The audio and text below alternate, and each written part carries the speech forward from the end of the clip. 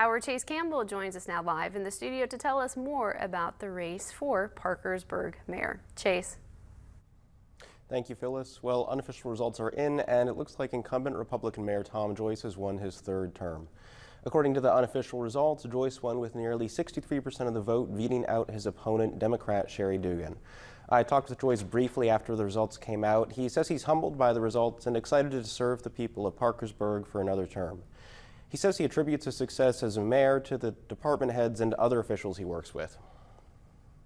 I really got to give the lion's share of the credit tonight to my team. I've been very fortunate to work with 15 different city council folks who, for the most part, were supportive of what we tried to do, and these department heads have just been phenomenal. They've never let me down, not one time in 8 years, any of them.